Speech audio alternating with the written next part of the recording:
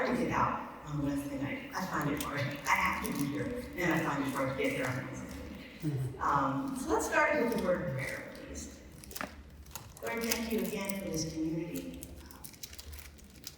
Just for everybody's intellectual curiosity, willingness to seek you.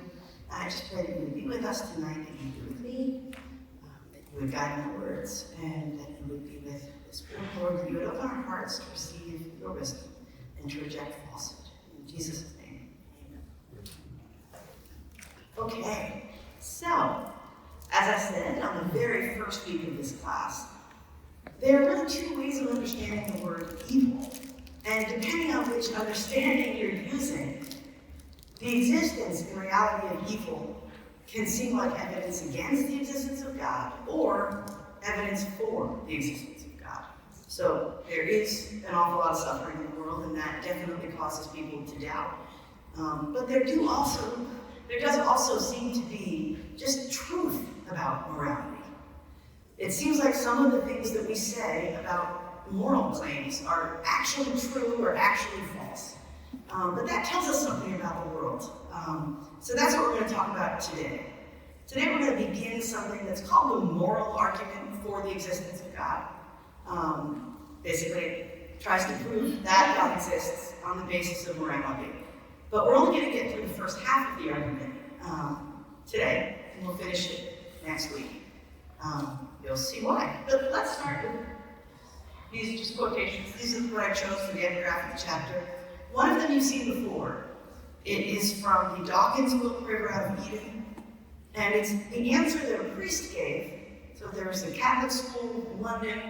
This was all in a newspaper article that Dawkins read. A Catholic school in London had a terrible crash that was just an accident, nobody's fault, and almost everybody, or maybe all of them, died. School children, Catholic school children. And so a reporter asked the priest from the school, how do you continue to believe in God in the midst of this? And he answered, look, the horror of the crash to a Christian confirms the fact that we live in a world of real values, positive and negative. If the universe was just electrons, there would be no problem of evil or suffering. Right? Prior to that, he did say, of course, this is terrible, and of course it's hard to understand.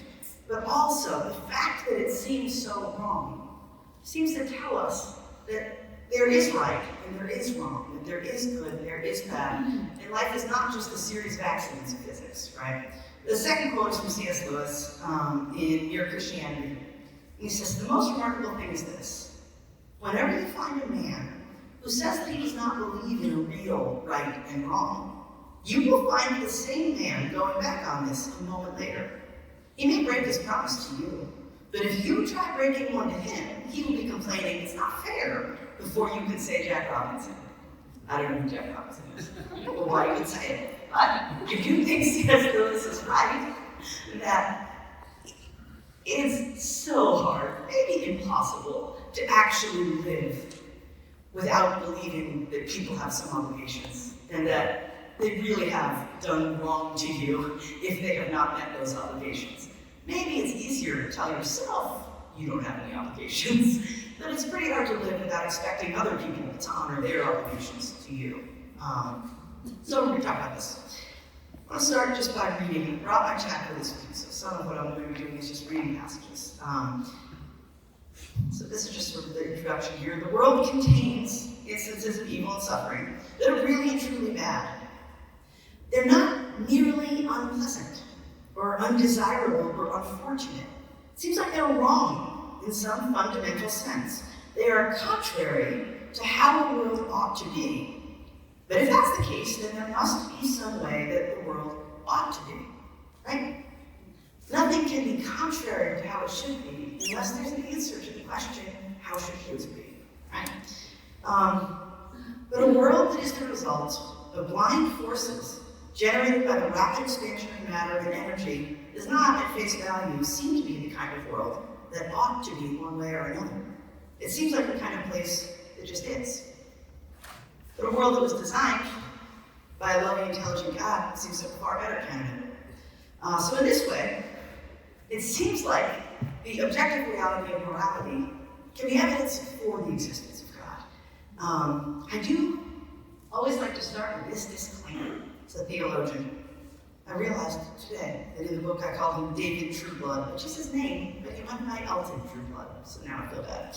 But he, in his book, On the Moral Argument, he wrote, look, the problem is not that of what will give the moral law power in men's lives, but that the conception of the universe which will make the very existence of the moral law understandable.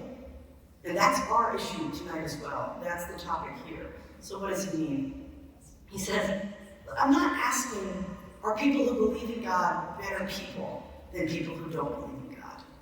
I'm not even asking, do you have to believe in God to be a good person, right? Hopefully, ideally, the belief in God prompts you to act well, to do right. But like Scripture tells us that even demons believe in God. So this is not a guarantee. Belief in God is not enough to make you act well. Also, there are plenty of people who do not believe in God and absolutely see themselves as really committed to improving the human condition. Peter Singer is a philosopher and an ethicist, and I'm horrified by a lot of what he says. But he's pretty consistent, and he actually does live out what he believes. He does not believe in the existence of God. He gives giant amounts of his money to try to improve the lives of other people because he believes that we do have to live morally. He believes that morality is objective. Didn't used to. After his life work in ethics, he does now. All that to say, the question isn't, do you have to believe in God to be a good person? The question is, can we make sense of moral claims being true if there is no God?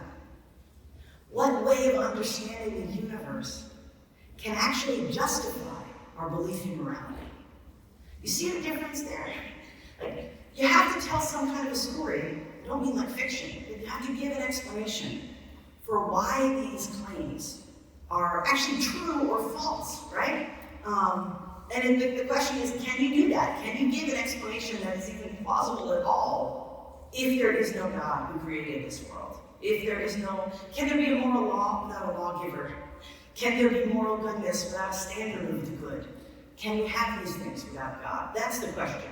And so for tonight, we're just going to focus on what, as you'll see in a minute or two, is the first premise of the argument that we're going to look at. Tonight we're going to focus on just why we should believe that moral values are objective anyway. And then next week, we'll just compare the attempts that have been made by atheists, they call them atheistic moral realists. Why? Well, they're atheistic, they believe there is no God. But they're moral realists because they believe there are actual moral truths. So next week we'll look at what they have to say, the scaffolding they have, the accounts that they come up with to try to explain why or how you could have true moral claims in a world without God. And then we'll look at the Christian conceptions, or at least theistic, often Christian, the views that say, okay, here's how we can make sense of objective morality if God does exist. And I will argue that that's the better explanation. That it's far more plausible. It's far easier to believe in a world where God grounds morality than a world where you don't have God, but you do somehow still have morality. So, some people like to give the moral argument in this way. It's called the deductive moral argument because an argument is deductive if the premises, if they're true, genuinely guarantee the truth of the conclusion. So something like, all men are mortal, Socrates is a man, therefore, what follows? Socrates is mortal, yeah. And it's actually logically impossible to believe that those premises are true and the conclusion is false. You would end up contradicting yourself if you tried to say, no, I believe that all people are mortal. And I believe that Socrates is a person. I'm just not convinced that Socrates is mortal. Maybe you have to write it down to see, but this involves an actual contradiction. It is impossible to believe those things together. That's what makes it a deductive argument. So people like William Lane Craig on the bottom, this is his statement I'm going to use, and Paul Copeland on top, who write a lot about the moral argument, often present it this way. So they'll say, if God does not exist, then objective moral values and duties don't exist. But objective moral values and duties do exist, so God exists. This is what philosophers would call a valid argument, just like the one about Socrates. The structure is a little harder to see here, but you can take my word for it that even atheists will agree, if those two premises are true, the conclusion has to be true. You contradict yourself if you try to hold the premise, if you try to believe 1 and 2 and reject 3. But this business of, it's called denying the consequent or modus tollens. If you want to write it down and look it up later. It's the least transparent of the logical forms. This is the one my students often try to disprove on the first day of intro. It can't be done. So if these premises are true and the conclusion is true, this one seems to actually prove that God exists. So why would I not want to use this argument? Because I don't. So why do I not? That first premise is so strong. The first premise tells you that it is impossible for there to be objective moral values if there's no God. I actually think that might be true. But there are a lot of atheistic philosophers with whole books trying to explain why they believe you can have moral values without God. So rather than have to disprove them all, I think there's another argument that is stronger, even though there's a sense in which it's going to look less strong, and I think it's stronger. I will just say quickly, this guy up top, Paul Copeland, is just started over Palm Beach Atlantic, a graduate program in philosophy of religion, the master's in philosophy of religion, particularly focusing on public philosophy.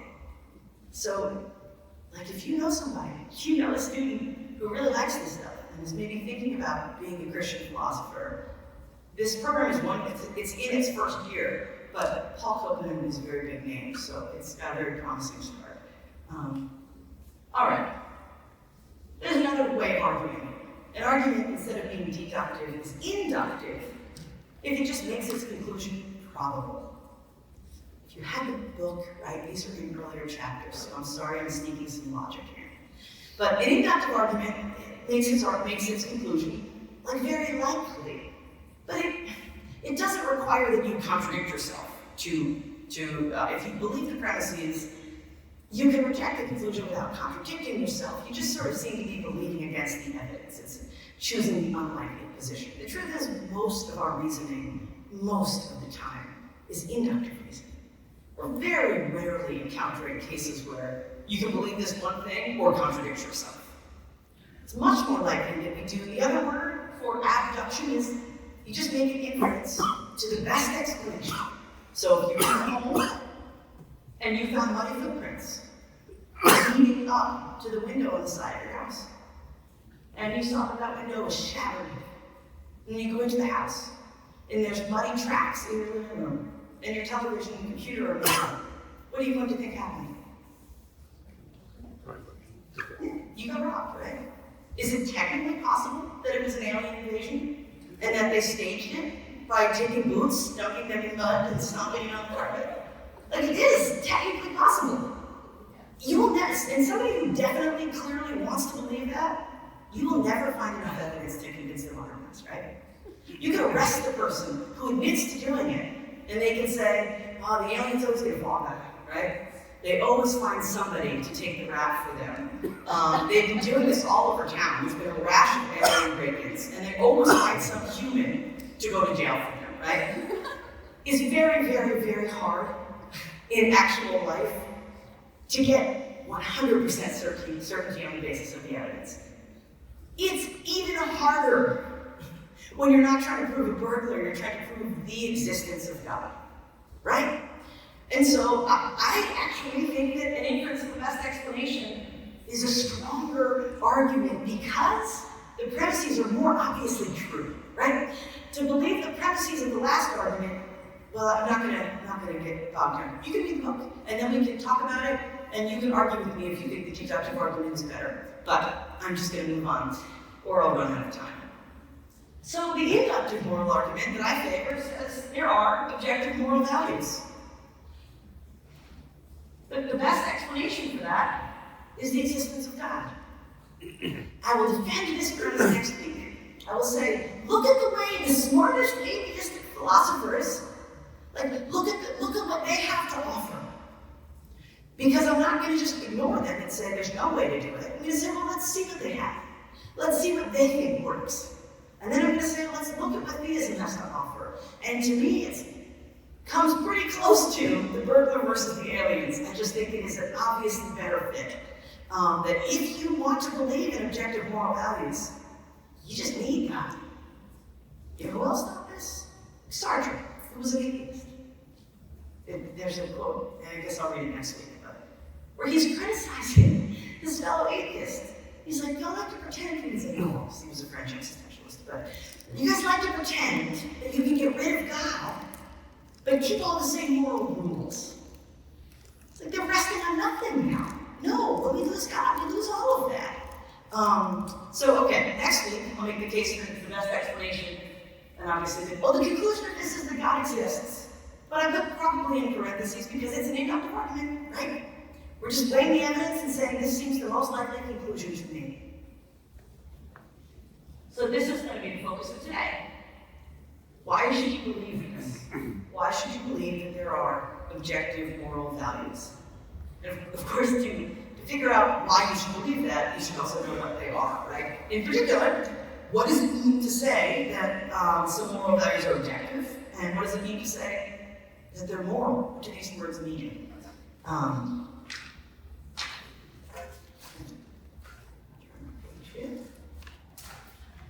So starting off, I think it was last week, I was sharing about Marilyn and Cord Adams. This is actually her husband, kind of a philosophy of religion, Christian philosophy powerhouse couple. Robert Adams. And he has a whole book on the moral argument. He's written a ton on the moral argument that's great. But he answers this question this way. He says, well, objective moral values, what does it mean to say they're objective? It means that whether or not they obtain doesn't depend on whether any human being thinks that they do. So this is true not just for moral values, but for anything. If you want to know whether some truth is objective, the question is, does its truth depend on what other people believe about it, right? So I'm of the opinion that mint Oreo ice cream is the best, right? Mint ice cream with Oreos in it. Ben & Jerry's used to make it. Maybe still makes it. I think that's the best flavor of ice cream, right? But for that to be, we don't think of that as objective, because whether something counts as the best flavor of ice cream depends on who you are, right? The best to me is not going to be the best to you. So one way of understanding objectivity is this. It's independent of people. It's true or false, it doesn't care what you think about it, right? It's true or false whether you believe it or not. And so these kinds of claims are rightly called either true or false. And you might think that's a weird thing to say. Everything is either true or false, right? But actually, no. Lots of our language is not true and it's not false. So when I tell my children, please go clean your room, right? They might say no. I mean, they won't, but they might. But they're never going to say false. Think about that. Go clean your room. False. It's nonsensical. Because commands are not true or false. Neither are questions. Do you want to go for a walk? False. Did you mean no? No, I mean it's false. Do you want to go for a walk? It doesn't make sense. Not everything is rightly called true or false. Also, I don't know, you'll see what the alternatives are. Because actually for a while there, and continuing, there are those who think that moral claims are not rightly called true or false. They don't believe morality is objective. And one way of understanding this is a view called prescriptivism. And what this says is, look, of course we use the words murder is wrong, stealing is wrong, cheating is wrong. But all we're actually saying, what those words mean is, don't murder, don't steal, don't cheat. We're issuing commands. But not because we think they're any moral truths. These are just kind of the commands that we like to give. We're collectively telling each other how to act, not on the basis of some fundamental part of reality. And so the actual meaning of do not murder, or murder is wrong, rather. If I said, is it true that murder is wrong? The prescriptivist says, no, it's not the kind of thing that could be true or false. When you say murder is wrong, you're just issuing a command. Clean your room, also don't murder, right? Neither of these, if prescriptivism is true, neither of these are true claims. So why am I telling you this? Just give you a sense of what the alternatives are, right? Prescriptivism is not, it's certainly not popular among ordinary people in the way that relativism that we'll get to is. Prescriptivism is not a view that is like infected undergraduates everywhere. It's just something philosophers say, really. And then for a while, emotivism was a big thing, believe it or not, but this has kind of crashed. Emotivism said, no, actually, when you say something is wrong, you're just expressing an emotion about it. When you say something is right and good, you're just expressing an emotion about it. So, like, helping the poor is good pretty much means, yay, helping the poor. And murder is wrong means murder, yuck. These are almost quotations, but this is actually a view. Again, emotivism is kind of fallen from favor. But I hope that you can see that if they're right, moral claims aren't true. They're also not false. It's just the wrong kind of claim. Again, if I took a bite of pizza and said, yuck, you would not say, that was false. You saying yuck just there, you said something false. Yuck, it can't be false. So, well, let me just go back here and wrap it up to reiterate what I said before. So if moral values are objective, then they're true or false, like actually true or false. And they're true or false independent of what people think about it, right? We don't really get to vote on this. And it's not an expression of our feelings. And we're not just telling each other how to act. So, actually, it says right here in giant letters, read. So I'm going to read this part. Gave myself notes. If morality is objective, then the person who says murder is wrong is not talking about her emotional response to murder. Neither is she merely issuing a command not to murder. Instead, she is ascribing a moral feature to murder. She's saying that murder is wrong. This is a fact about the world. So that's what objectivity means. So what does morality mean? 2 weeks ago, we talked about these two ways of understanding the word evil. On the one hand, we use the word evil just to mean stuff that's really unpleasant, suffering, things that we don't want to have happen, things that make us sad, things that hurt us. But we also use the word evil to mean like malicious or cruel, or otherwise immoral, basically. The second conception of evil is as a moral value. On this understanding, this use of the word evil means you are doing what you ought not do. You are acting on bad motives. You are doing wrong, right? So that's part of what it means. You could just call it wrongdoing, and it involves a moral value. But evil is not the only moral value. Also, goodness, right? And there's like a whole host of moral values. But they all kind of share two key features. These are two features of morality. Oops. And in the first place, morality tells us how we ought to act.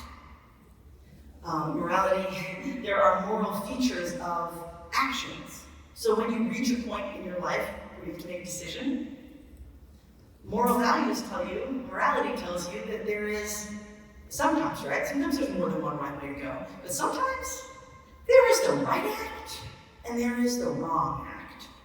And actually, morality gets more specific. If you restart reading ethics, morality tells us that some actions are actually obligatory. You have to do them. It's not just that it would be good if you did it. Things like keeping a promise, feeding your children. There are certain things that are morally obligatory. Morality tells you, you must do this. And then there are other things that are just morally permissible. You don't have to, but you're allowed. And then what's the third category, everybody?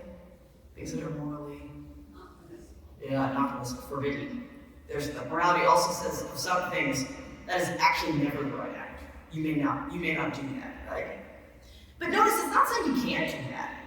We are perfect. If there are moral laws, they are more like the laws of a country than the laws of nature. The laws of nature tell me I can't fly, and I can't just be like, oh yeah, I'll show you, right? And then just fly. I really can't fly. But if the law tells me I can't speed, it doesn't mean I can't speed. It just means I may not. This is what moral laws or moral values are like too, right? Some things you must do, some things you may do, some things you absolutely may not do, because they're forbidden. But the second key feature of morality, it's kind of like a second way of understanding morality. In the second place, morality tells us what kind of a person we ought to be, or what kind of a life we ought to live. Morality gives us the distinction between a good life and a bad life. Not in terms of material wealth, not in terms of earthly success, not in terms of your intelligence or your physical fitness, right? Yeah, in entirely different terms. Morality tells us there can be a good way. In fact, it says here, where the Westminster Catechism asks, what is the chief end of man? This second conception of morality answers, at a minimum, that there is one, right? It tells you about Christianity. It says that it's been glorified God and enjoyed forever, right? But if you just go as far as believing in objective morality, at the very least, what you have is an answer. There is a chief end of man. You were made for something. There is a design plan you're supposed to follow. There is a path that leads to flourishing. If these are true claims, morality is objective. If morality is not objective, there's no path. This is what Sartre believes. He says man is the only, or man is a thing that, unlike all the kind of artifacts, unlike all the things that we create, like a clicker, right? Somebody made this for the purpose of moving slides. So they designed it for that purpose, and as soon as it was made for something. And Sartre says, now that we know that God doesn't exist, we know that there's at least one thing that exists before it has an essence. It exists before it has any kind of a purpose or any kind of a design plan. So he says, man just is. It is nothing but what he makes of himself. You come into the world without a designer. And then this notion that there might be a right way for you to go, like right in virtue of what? Again, Sartre was not a believer in God at all, but he did a really good job teasing out the difficulties of making sense of moral values without God. All right, so if moral values are objective, then one can either succeed or fail at being a person, in much the same way that a tree can succeed or fail at thriving as a good tree. So if we think about Psalm 1, talks about the righteous man, says he will be like a tree firmly planted by streams of water, which yields its fruit in its season. And its leaf does not wither, and in whatever he does, he prospers. This is an account of a tree doing what a tree is supposed to do, right?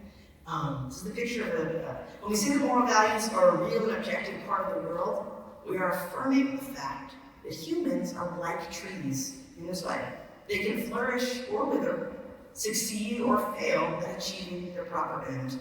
And above all, whether they achieve it or not, they have a proper end. It's objective. It's independent of what we think about it.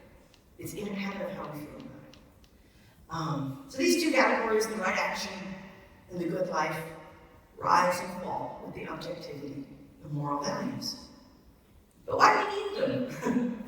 And you might think, well, we know why we need moral claims. But why do we need something that's outside of us and is a part of objective reality somehow, that is somehow morally weighty? What purpose do they serve? And the answer to that question comes from David Hume. I love that picture of him. I don't know why. I wish we still got our pictures from him. Anyway, and he's famously claimed in his treatise of human nature, you cannot derive an ought from an is. You can't get an obligation out of just a description. So you can see it in terms of a philosophical argument. Premise 1, you have 2 loaves of bread. Premise 2, that man is hungry and has no bread. Therefore, you should give the hungry man bread. It's actually not a valid argument. It feels right to us because we're like, the conclusion's obviously true. If you have extra bread and is hungry, of course you should do that. But nothing in the premises tells you that. Because the whole idea of should doesn't even show up until the conclusion. I think it's clearer in a dialogue. And this is too long for you to read on a slide. I know. I don't even know why I put it on a slide. But I'm going to read it. I'm going to read the dialogue. It's between you and a friend. I'm so hungry. I totally forgot my lunch this morning, and I skipped breakfast. I can barely think straight. Your friend. That's too bad. I have 2 sandwiches with me today. Just your bad luck, I guess. You have 2? Do you usually eat 2 sandwiches? Oh no, I can never eat 2 for lunch. I just bring 2 in case something comes up later and I need it. So, could I please have your second sandwich? I'm just so hungry. No, you can't. It's mine. I'm not really into sharing. But you weren't even going to eat it today, right? Right, I don't think I've ever eaten a second sandwich. But I'm hungry. Yeah, you said that. What's your point? My point is that you have an extra sandwich, and I have no sandwich, and I'm hungry. Yes, and? So you should give me your extra sandwich. But why? It's mine, and I just told you I don't like to share. Obviously, you should not keep this friend. You don't need this friend in your life, right? If you find yourself in this situation. But the point is this.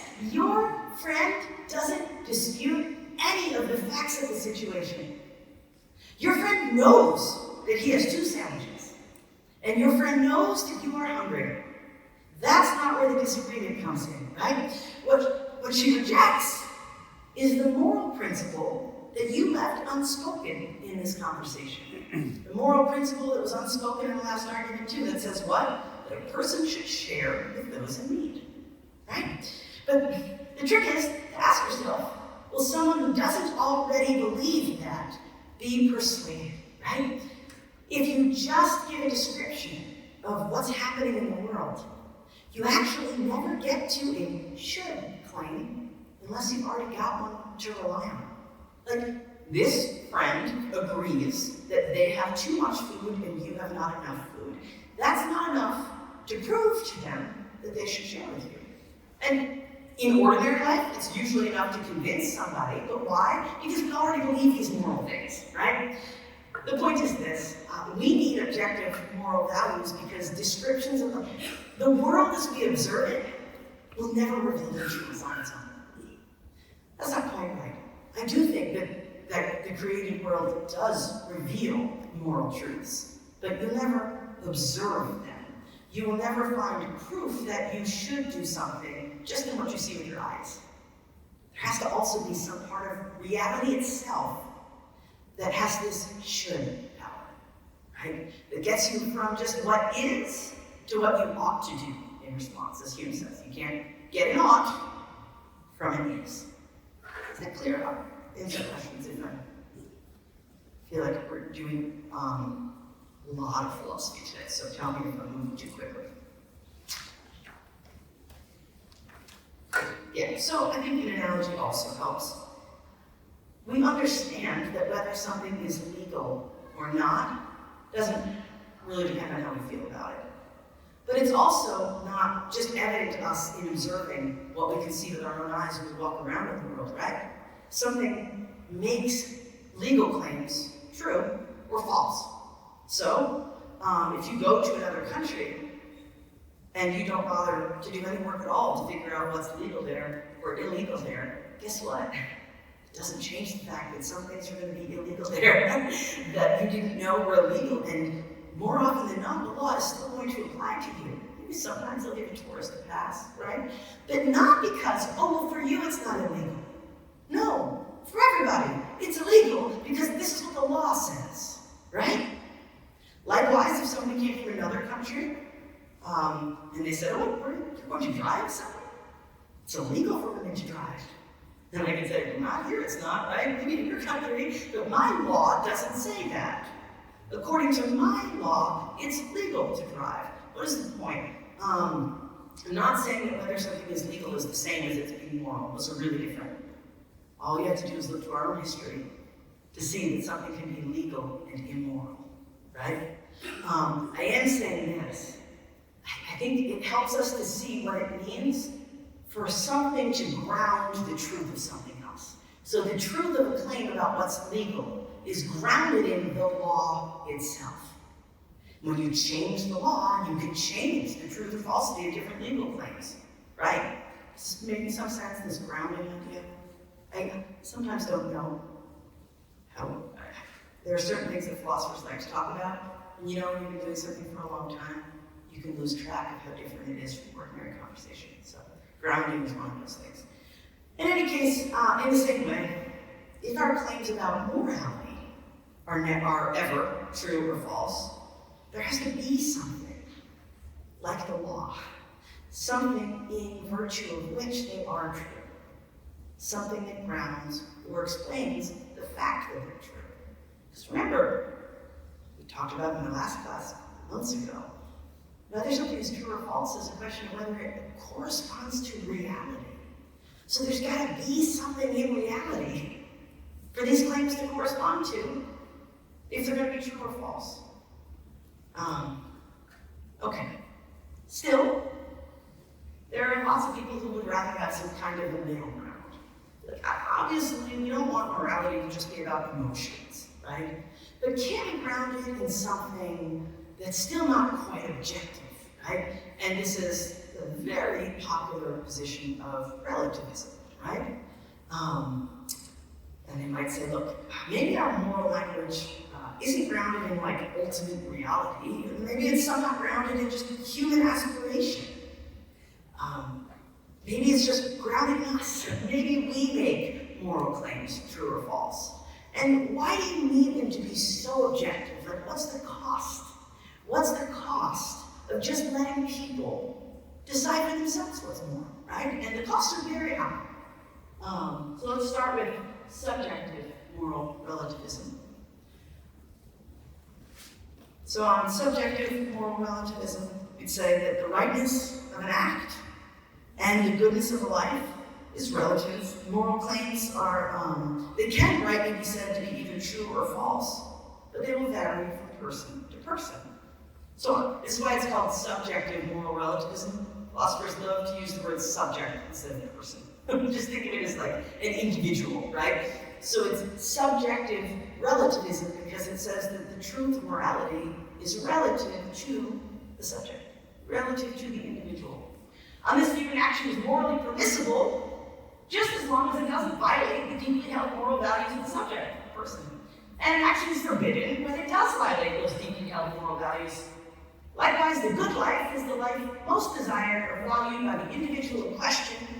And failure to thrive is failure to achieve some personal goal. So morality is in the eye of the beholder. Whoops, sorry, wrong. So I have another dialogue because I think these are so helpful for illustrating.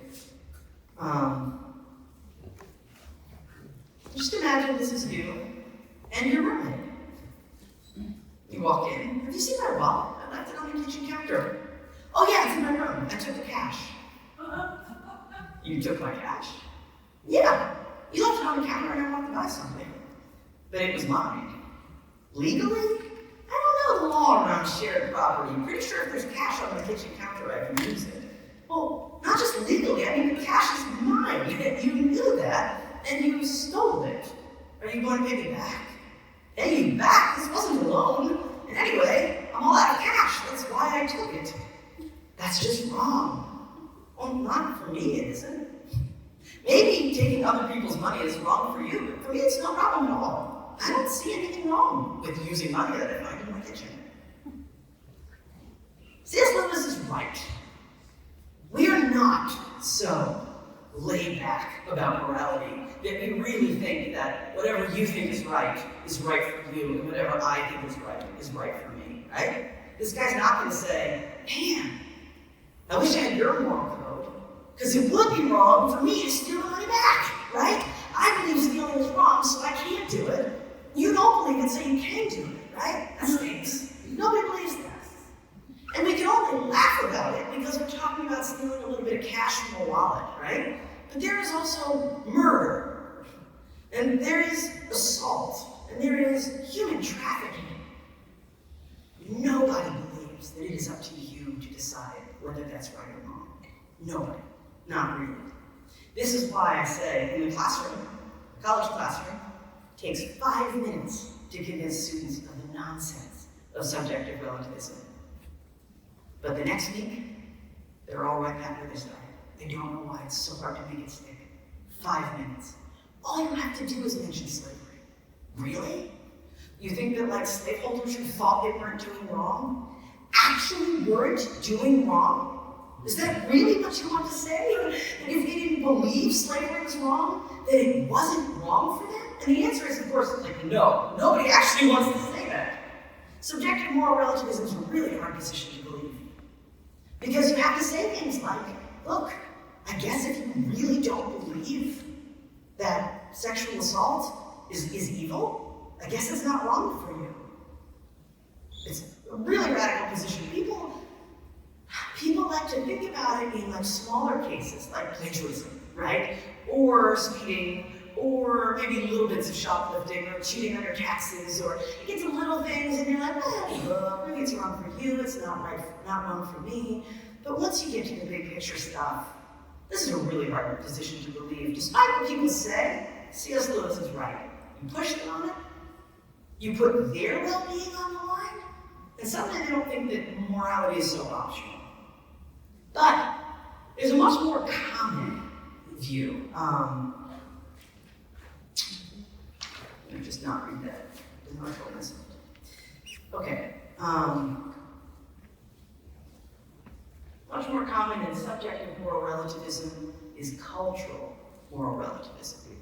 And this view really does allow for people in the same culture to morally judge one another, right?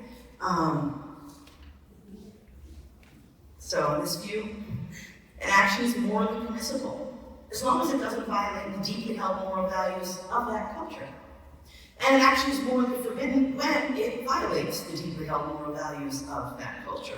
Likewise, a life is good or bad relative to the culture in which it is lived. Unlike subjective relativism, it does allow for the moral judgment of other people in your community, but what it does not allow for is cross-cultural comparison. We don't judge other cultures, right? Now, I do want to say one thing. I think that the increasing pull towards things like cultural relativism sometimes comes from a good place.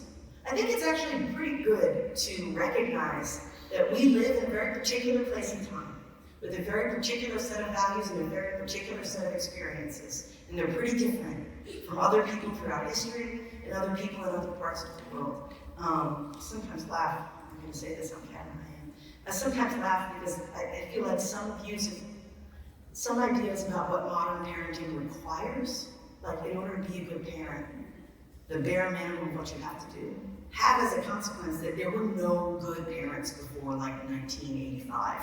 None. There couldn't have been. Maybe actually closer to the year 2000, right?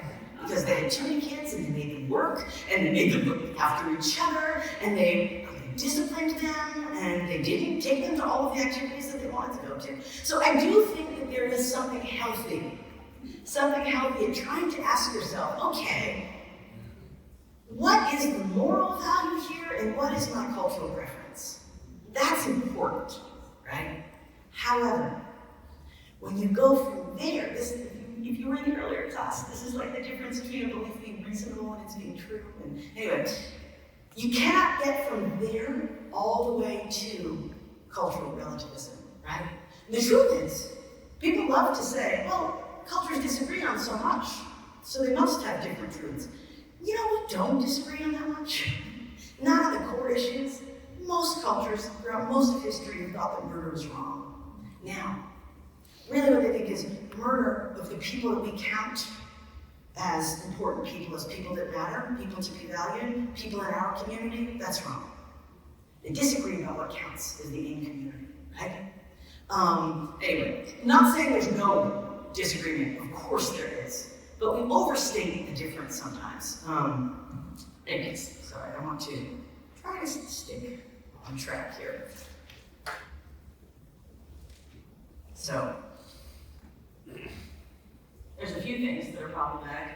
The first is that cultural moral relativism does not allow for cross-cultural moral comparison. And I mean, look, you might say, it's not a bug, it's a feature, that's on purpose, that's by design. But really? First of all, interestingly enough, there's a philosopher whose name of mine, Mary Warren, who made this point. She said, the interesting thing is people who like to say this tend to think that their own culture can be criticized by other cultures. It's just that they can't. There's nothing wrong with trash talking America, right? But Americans shouldn't trash talk other cultures, right? We can be condemned. We're worse than them in certain areas. But we can never say that they're worse than us. I think that we have got to be able to evaluate morally between cultures. I think that, especially in a global society, we better learn how to do this. Learn how to be able to disagree with one another reasonably and charitably and without losing our cool, but disagree.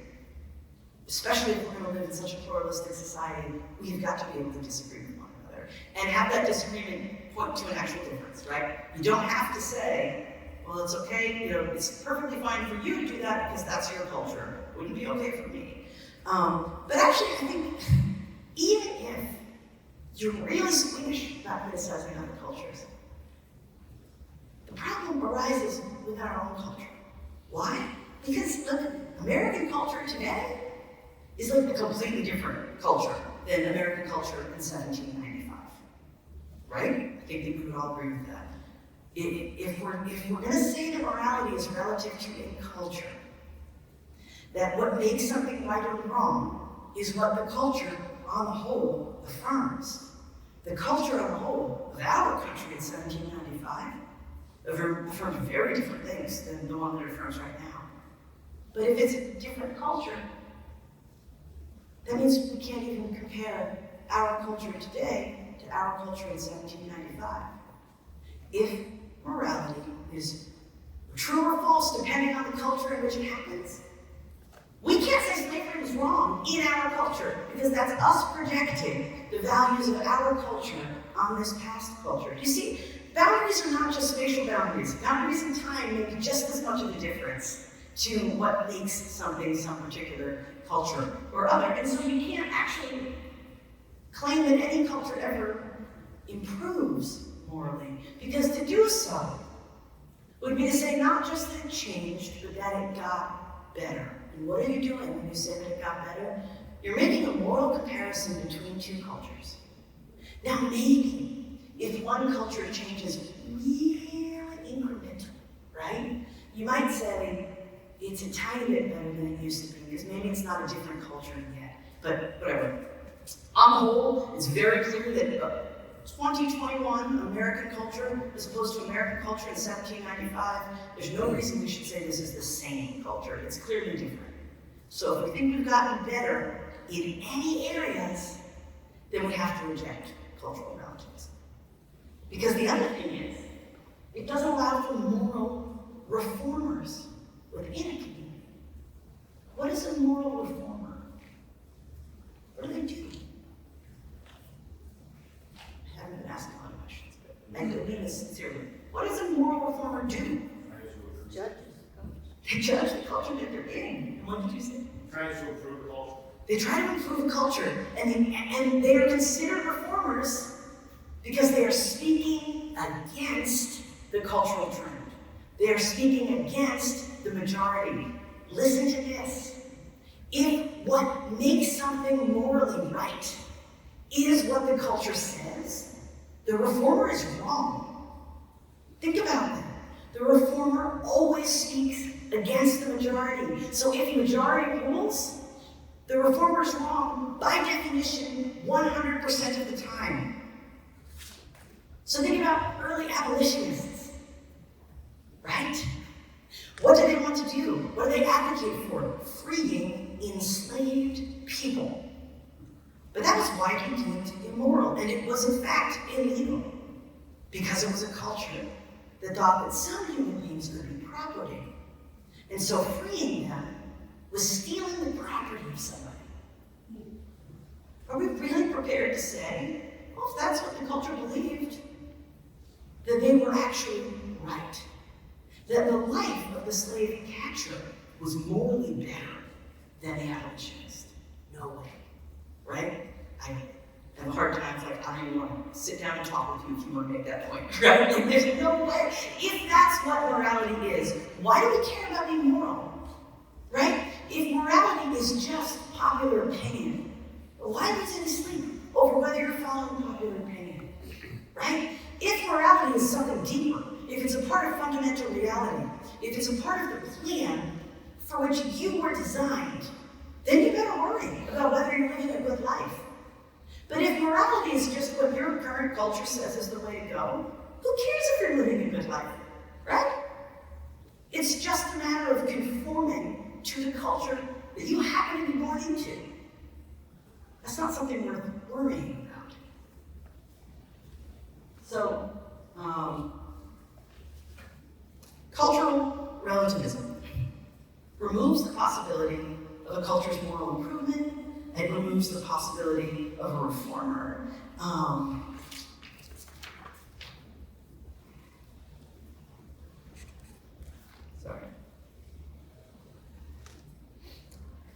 And mostly I've talked about right and wrong actions. I did this for subjective relativism too, because I was afraid it was coming on that time. But it doesn't do any better with the question of a good or bad life either. I would ask you to suppose, like to imagine, that there was some culture that broadly condoned pedophilia, but you don't have to imagine it. Or if you've read the book The Kite Runner, or if you've read any of Plato. Just Plato was a famous Greek philosopher, and some of what he describes makes clear that it wasn't just accepted that sometimes men had sexual relationships with boys. It was praised. It was actually like considered a good thing, right? So if there are, or ever have been, and there are, and there have been, cultures in which like what they considered the good life involves the systematic sexual abuse of children, or the kidnapping of people to enslave them. If there have been cultures where this was considered part of the good life, then we don't get to leave it up to cultures to decide what the good life is, right? This is a bad idea. Cultures cannot be trusted with something so weighty, right? We should not merely defer to individual cultures on the question of what the good life for a human being really is.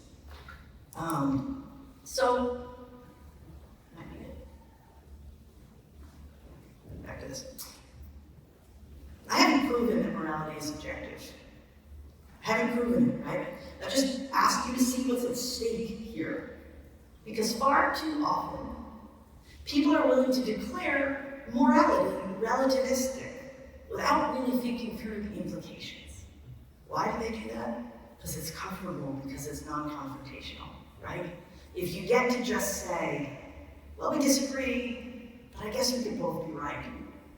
It's easier than saying to somebody, I think what you're doing is wrong.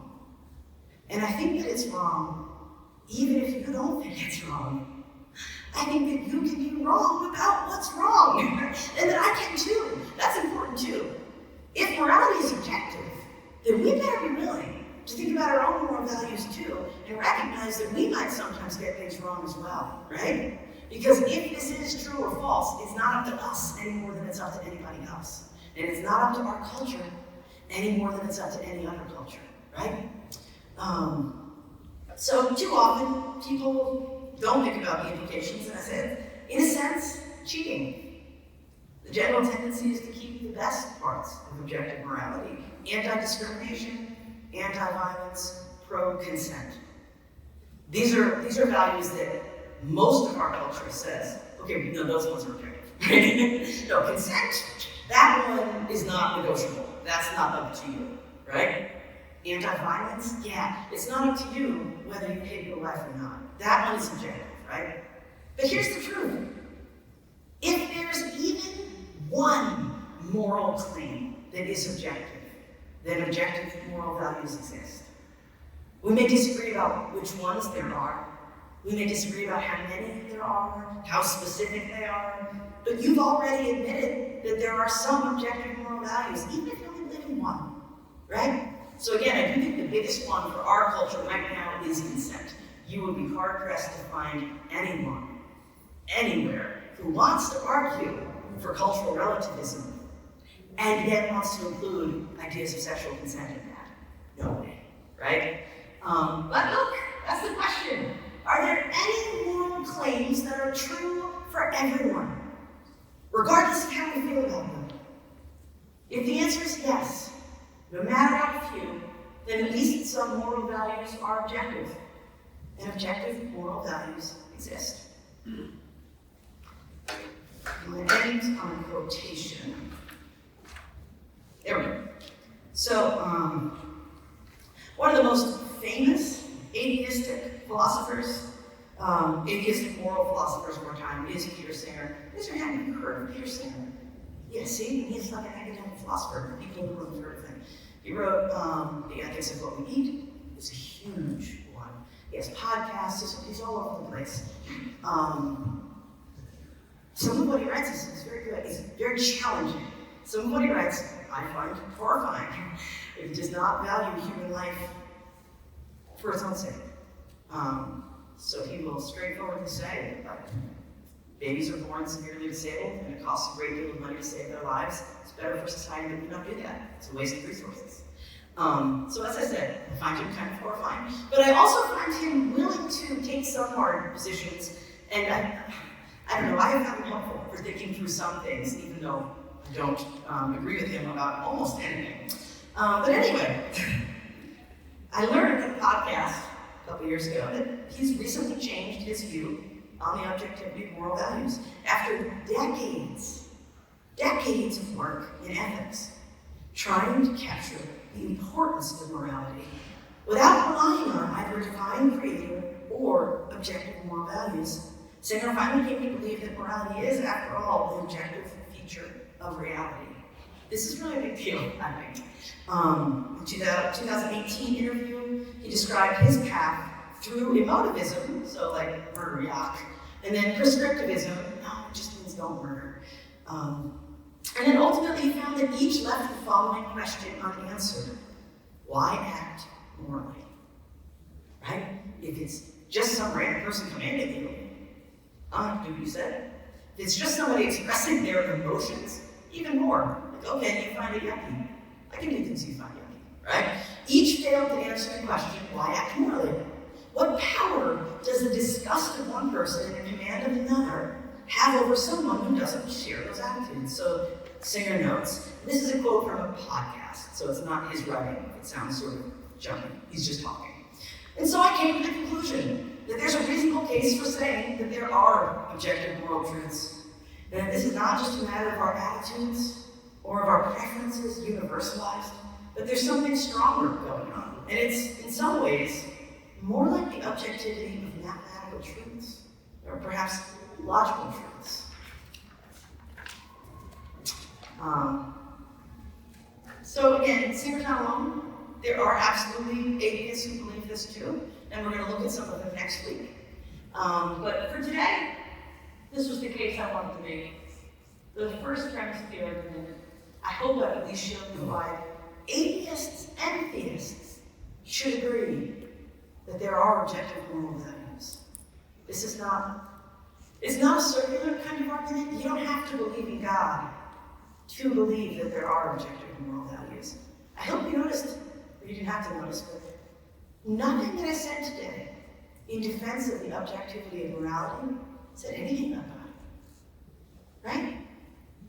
All what I was trying to speak to was our own moral intuitions, because we do have them. We all feel very strongly. And we're not just taught this, man. Nobody has a sense of fairness like a 3-year-old, right? That's not fair. Right? You just try 2-year-olds. Try going up to a group of 2-year-olds and give one of them 8 cookies and the rest of them half a cookie and see what happens. We are born with certain moral intuitions about what's fair and what's not fair. I tried to teach subtraction to my daughter. She was about 4. She was super into math at the time. And I made the mistake of using cookies, and it was going to help them. Didn't think about it at all. And I said, suppose you have 5 cookies, and I took 3. How many would you have? And if you know Katie, you know Katie's angry face. And she just said, 2. And I said, right. And she cut me off, and she said, those were my cookies. I'm sorry. I got them for myself, not for you, not for other people. I do apologize for taking your imaginary cookies in a subtraction problem.